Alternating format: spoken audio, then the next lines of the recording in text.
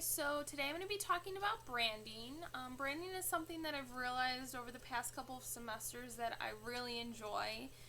Different assignments and different campaigns we've had for classes have just really shown me that it's something I like, I enjoy doing. I'm able to use my creative outlet while I'm doing it.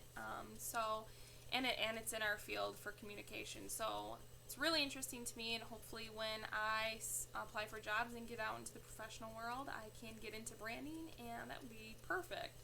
So I thought, why not do my video on this? So first I'm going to start talking about colors. So different colors have different meanings, and they evoke different emotions when we look at them.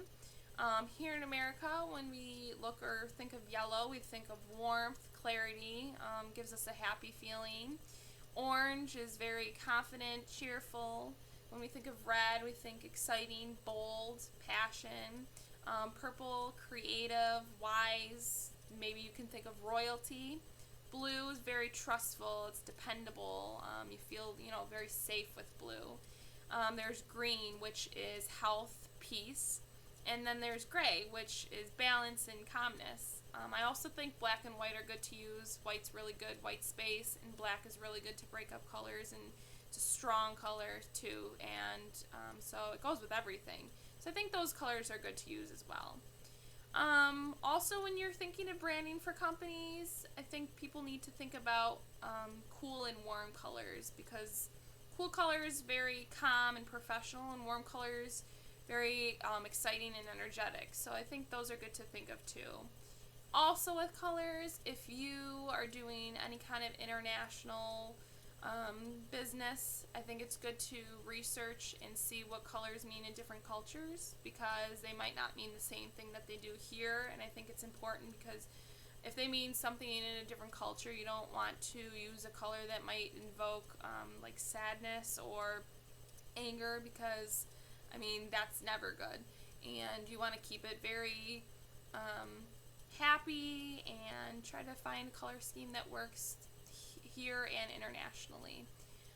With that, though, I also want to say I think it's okay to bend and break these guidelines and rules, because everyone is different. So while you might look at yellow and the majority of people are going to feel happy, someone might, recognize that color and make them feel something different. So everyone's different. Everyone has different tastes and likes, and different attitudes and views, and have had different experiences. So I think it's okay to bend these rules a little bit. I think as long as you just pick a color scheme that works for you and your company, and you use it throughout your whole brand as a company, throughout social media outlets and maybe your website, I think that's okay too. With that being said, I also think it's important for companies to have a logo. I think it's important for people personally to have a logo too, because it's a way to brand themselves and differentiate themselves from other people.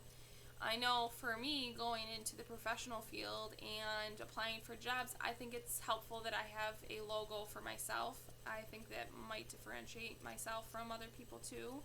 I know I use it throughout my website, and I'm adding it to my social media outlets, so I think that's a good thing to do. It's a good way for people to make a connection and recognize you or your company if they see your logo, such as McDonald's is the arches, the yellow golden arches that form an M. I think, most people look at that, they know it's McDonald's, they don't need to see the McDonald's name. And for Target, the red and white bullseye, I think majority of people will look at that, and they don't need to see the Target name. They know that it stands for Target, so I think that's good too. Also, I think maybe certain companies and businesses that have mascots, I think that's really smart too. For example, Kellogg's, their Frosted Flakes, everyone knows who Tony the Tiger is. I think that's great. It's a cereal that's targeted for anyone, but more specifically kids. They use him on the cereal box. They use him in commercials. I think that's really smart. It's a way for people to make a connection with your company, and it just makes you more, open. It makes you seem more able to make a connection with your publics, which is good, because you always want to have a strong connection with them. Also, I interned with the Buffalo Bisons baseball over the summer.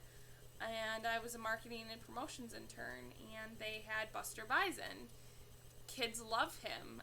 It's a family environment. I think that's really great for their brand because, if kids are coming and families are coming to the game, they're going to recognize with him. Everyone loves to see him. He is always out during different promotions and different parts of the game. He's signing autographs and he's doing things with the team after games. I think that's really, really smart, and I think it's a good idea for companies to do because, again, it's another way for them to differentiate themselves from different teams and just in general to have a mascot.